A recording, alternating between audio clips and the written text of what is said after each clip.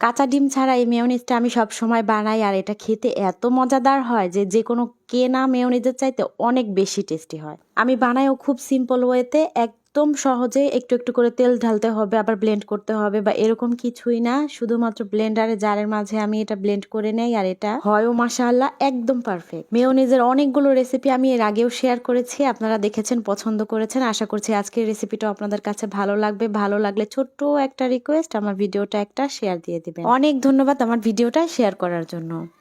Mayonnaise বানানোর জন্য আমি ব্লেন্ডারে যে ছোট জারটা থাকে সেই জারটা নিয়ে নিয়েছি, আর তার মধ্যে দিয়ে দিচ্ছি 2 টেবিল চামচ পরিমাণ গুঁড়া দুধ। কাঁচা ডিমের মেয়োনিজ আমার খেতে মন চায় না, সেজন্য আমি সবসময় এভাবেই বানাই মেয়োনিজটা, এটা অনেক মজা হয়।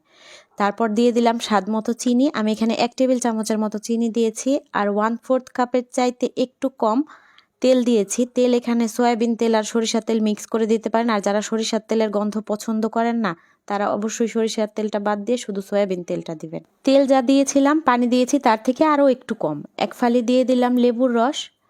লেবুর রসটা দিলে এটা টেস্ট সুন্দর আসে, সুন্দর একটা ঘ্রাণও হয়।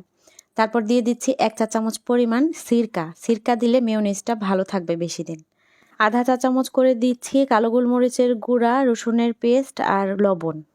রসুনের পেস্টের পরিবর্তে কিন্তু আস্ত রসুনের কোয়া বা আস্ত গোলমরিচও এখানে দেয়া যাবে। ব্লেন্ড করলে সব কিছু মিক্স হয়ে যায়। আমার হাতের কাছে গুঁড়ো করা ছিল, আবার পেস্ট করাও ছিল, সেটা দিয়ে দিয়েছি। তো ব্লেন্ডারে কয়েকটা পালস দিয়ে আমি এটা ব্লেন্ড করে নিয়েছি। 5 সেকেন্ড করে 3-4 বারের মতো ব্লেন্ড করলে এটা হয়ে যায়। খুব বেশি ব্লেন্ড করলে আবার তেল ছেড়ে দেয়। এজন্য এটাকে যখন দেখবেন এরকম একটা থিকনেস চলে এসছে, তখন এটাকে ব্লেন্ড করা থামিয়ে দিতে হবে। দেখলেন তো কত সহজে কত সুন্দর একটা মেয়োনিজ হয়ে গেল, একদম ডিম ছাড়া, তাও আবার। ভিডিওটা কে কোন জায়গা থেকে দেখছেন প্লিজ আমাকে কমেন্ট করে জানাবেন। আমার কিন্তু খুব ভালো লাগে, অনেক দূর দূর থেকে আপনারা ভিডিওটা দেখে কমেন্ট করেন, দেখতে খুব ভালো লাগে।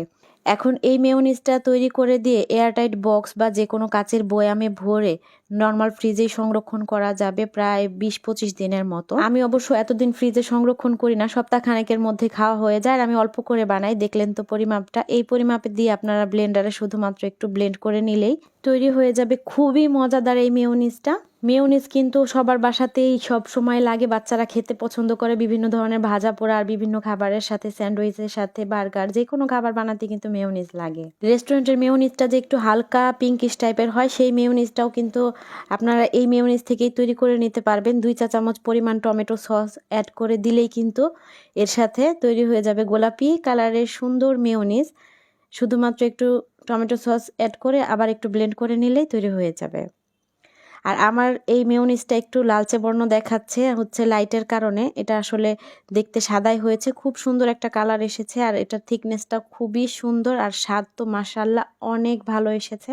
সবার টেস্ট বাড যেহেতু এক না, এক একজনের মুখের স্বাদ এক এক রকম, তাই আপনারা চাইলে গোলমরিচের পরিমাপ, রসুনের পরিমাপ, লবণ, চিনি সব কিছু কিন্তু একটু কম বেশি করে নিতে পারবেন আপনাদের ইচ্ছা মতো। তবে আমি সবসময় এই পরিমাপটাতেই তৈরি করি, আর এটা খেতে অনেক বেশি মজাদার হয়। তো আমার আজকের ভিডিওটা এখানেই শেষ করছি। আশা করছি আপনাদের কাছে ভিডিওটা ভালো লেগেছে। ভালো লাগলে প্লিজ লাইক, কমেন্ট, শেয়ার করবেন। অসংখ্য ধন্যবাদ আমার ভিডিওটা দেখার জন্য।